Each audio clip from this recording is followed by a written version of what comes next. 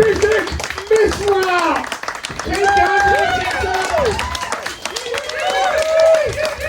Long, are we ready to have some fun? Yeah! I am from Melbourne. I share an apartment with like a good friend of mine, and living with your friends is really cool. It's so cool. Because it's your friend. You live with your friend. It's amazing. But the more you live with your friends, the more you learn things about them. And honestly, you lose respect. Like, my housemate has not changed his toothbrush in so long that there's only 50 bristles left now on his toothbrush. Only 50. Just to give you guys a bit of context, a brand new toothbrush has 2,500 bristles. There's only 50 left. It's like every time he's brushing his teeth, there's another episode of Squid Game in his mouth where bristles are getting eliminated. You know what I mean?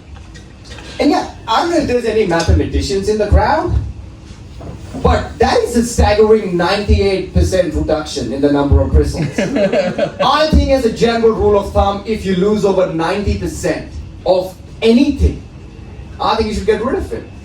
Like, if you've lost 90% of your hair, just get rid of the whole thing. Like, bald man is the new sexy. Look at the male cast of Fast and Furious. Right? Amazing. If you're shaving your beard and you accidentally cut like 90% of your mustache from both sides, and you only have like a little bit remaining in your nose, I think you should get rid of it. Especially if you're German.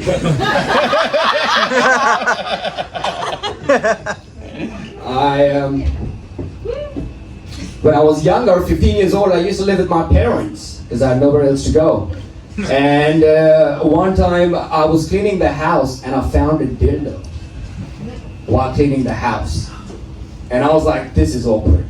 Because I don't really want to ask either my mom or my sister like who it belongs to. Because it'll make it too awkward, right? It'll just make it too awkward. So I just put it back where I found it, up my asshole. I hope I did the right thing.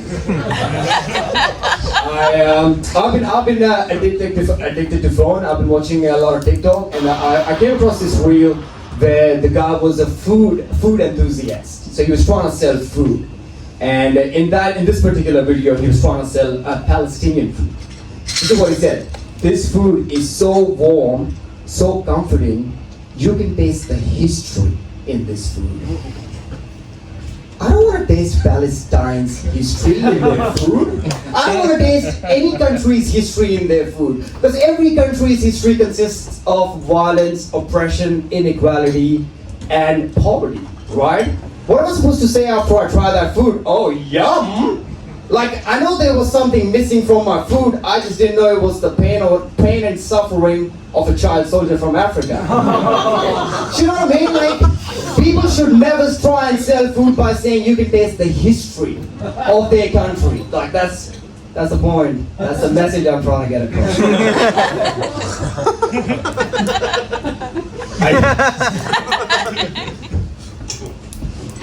Every time I cook, you can never taste India's history in my food. You can never taste it, because I like to keep it out. It's pretty stupid. I shouldn't have said that. It's so stupid. It really is so stupid. I'm gonna look back at this moment and be like, wow, boy, was that stupid. I have a girlfriend. Like, are you guys dating? Are you guys married? Yes. Okay. Do you guys think honor is important in a relationship?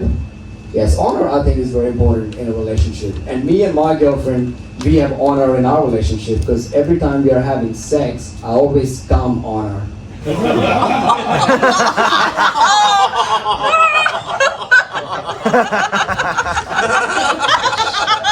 joking, guys. I don't have a joke. This is the reason why I don't have a joke. This is the reason why I don't have a joke.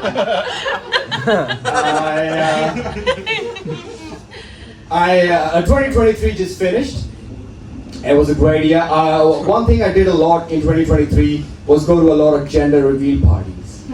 I mean, I wasn't invited to any of them. I just like walking up. And here's why I like going to gender reveal parties, because I like to test my luck. If I can, because I'm like a big Pokies guy. If I can get the gender of the baby right, it means I'm having a good night and I can go to the Pokies and play roulette where the odds are 37 to 1, right? You guys play roulette? Yeah, the odds are 37 to 1. You can put on numbers and shit and it's fun. But I don't know, I haven't been doing well at the gender reveal parties lately. Because I don't know if you guys know this, your gender can be any word in the English language. Do you know what I mean? Like, sir, give me any word in English. Any word. Any word in English. The first thing that comes to your mind. Nothing comes to your mind. You, sir, someone smarter, please. Any word in English. Rainbow. Wow, that was a very weird word that he chose. Rainbow. Yeah, rainbow. You can identify as a rainbow, brother, if you wanted to. And I don't know if you guys know this, but there's 170,000 words in the English dictionary. So you can see the conundrum, like how I'm not doing well at the gender reveal parties. Now every time I want to go to the gender reveal party, I have to go to the Pokies first and play roulette. Yeah, it's again, it's not really funny. I mean, it's not even true. I just like telling people that for some reason. That joke, I've never been able to make it work, but I can't stop telling people that. You know what I mean? I also have a 6-year-old nephew, and I feel the more time I am in his presence, the more I'm influencing him in a negative way. Like, he's a very lovely fella, but I'm not. I was hanging out with my nephew the other day, and one of my buddies called me, and he was like, "Hey dude, you wanna go to a swingers party?" And it was the same friend that I lived with. And I was thinking, shouldn't you be going to Woolies to buy a new toothbrush before going to a swingers party? But yeah, he asked me that question, and I was like,